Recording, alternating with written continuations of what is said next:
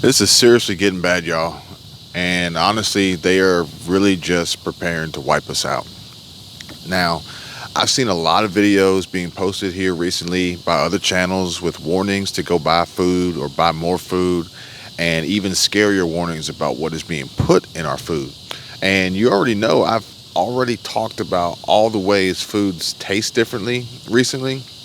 And but get this, a recent report revealed that American farmers are killing their own crops and selling cows because of extreme drought. Now, I will try and put a link in the description for my previous videos where you can watch and see where I talked about this in my older uploads.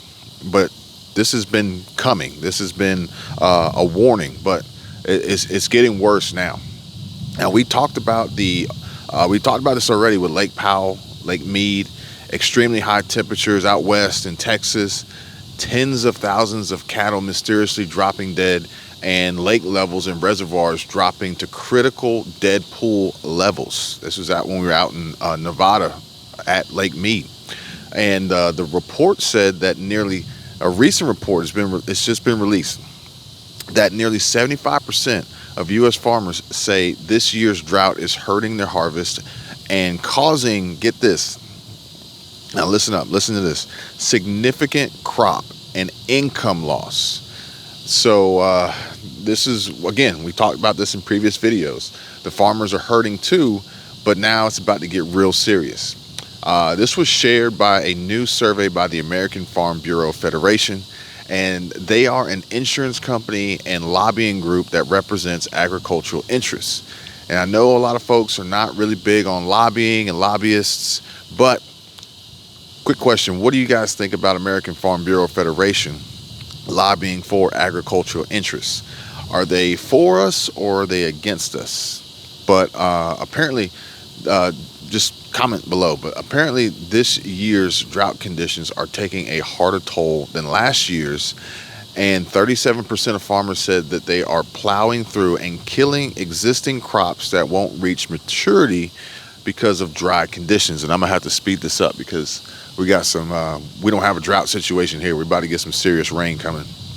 We may have some water spouts over here off the Gulf like we had the other day. It was pretty crazy, like a tornado over the ocean in the Gulf of Mexico, down here at the Emerald Coast. But the question is, are you guys really listening? Are y'all hearing what is going on here?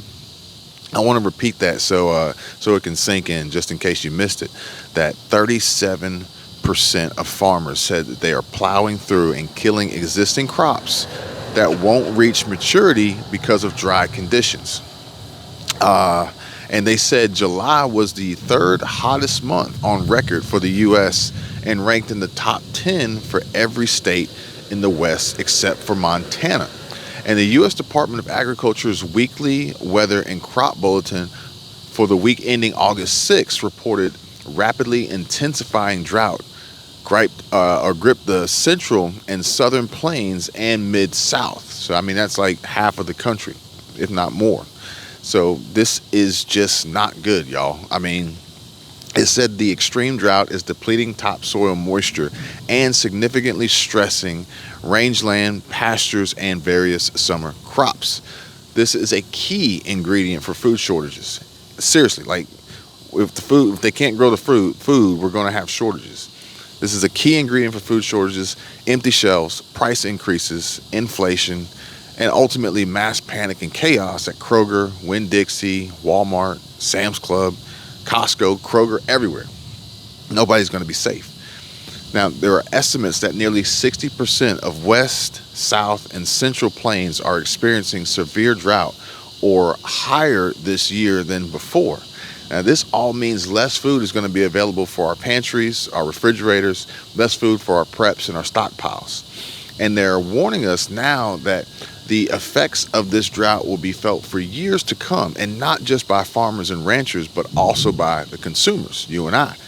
This is a stern warning that I hope you guys are listening to and paying attention to and preparing for, because I don't want anybody to tell me that their family went hungry because they didn't prepare, because it's not going to be because I didn't share this warning with you guys. Now, unfortunately, many farmers have had to make the devastating decision to sell off livestock they've spent years raising or destroy orchard trees that have grown for decades because of the extreme drought. It's terrible. And I know we have climate issues, drought issues, and other problems that farmers face with which, they spread across Texas to North Dakota to California, which makes up nearly half of the country's agricultural production value. But I'm not sure if this is all nature and God's doing, or if some of this is manufactured and a part of a big plan that they are all trying to push out. That makes sense. So this is going to be a cold winter regardless, based on what we have ahead of us. And 50% of farmers in California said they had to remove trees and multi-year crops due to the drought. California is a state with high fruit and nut tree crops. And 33% of all U.S. farmers in other states said they had to do the same this year, which is nearly double the number from last year. It's just not looking good. And it's just limited. It's not just limited to the crops either. They're selling off their herds too. Yeah, they're selling off herds too. Farmers in Texas are being forced to sell off their cattle herds earlier than normal due to extreme drought as water sources dry up and grass burns up. Farmers in the Lone Star State reported the largest reduction in herd size, which is down 50%, followed by New Mexico and Oregon at 43% and 41%. Now, they're saying that they haven't had this kind of movement of cows to market in over a decade since 2011, which was when they had their last really big drought, which is like, damn, all right, I gotta get out of here. Which is like, we had this extreme drought in 2011. We made it through it. We're here today. We'll be fine, right? Maybe, possibly.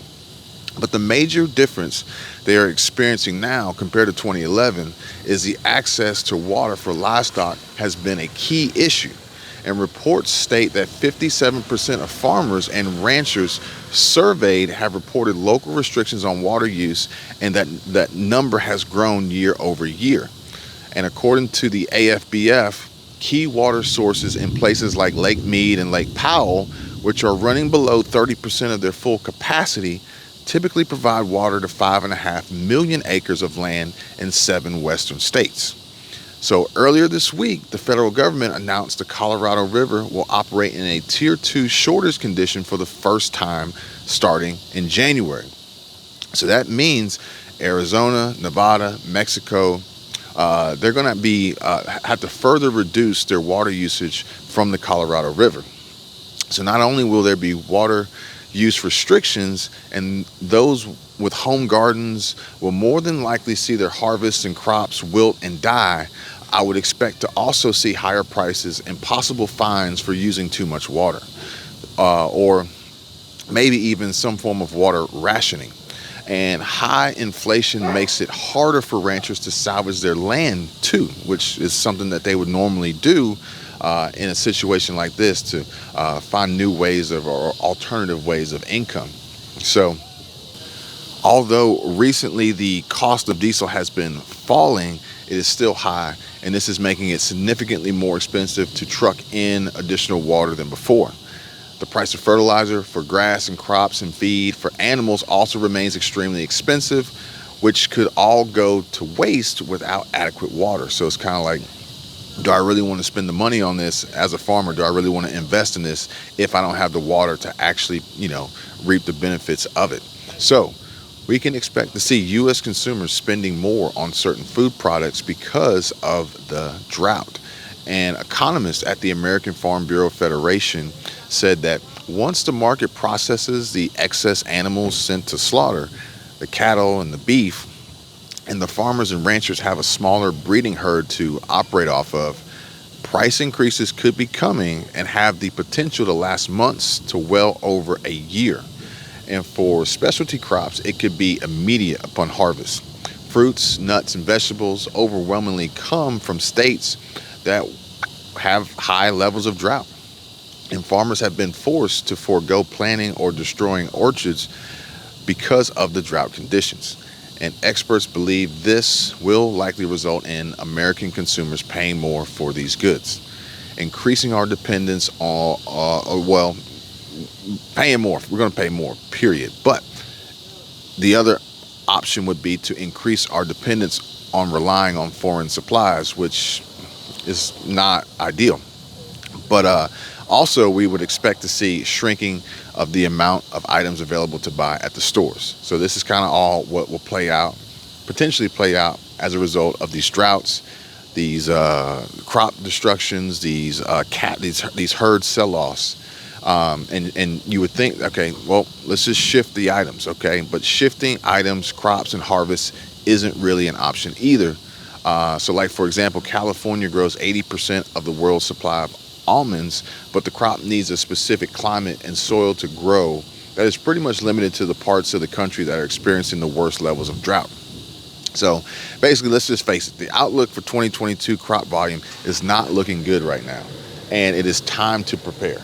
Drought, low water supply, and the removal of orchards is really going to put a strain on our food supply, and these events will further drive shortages and more inflation.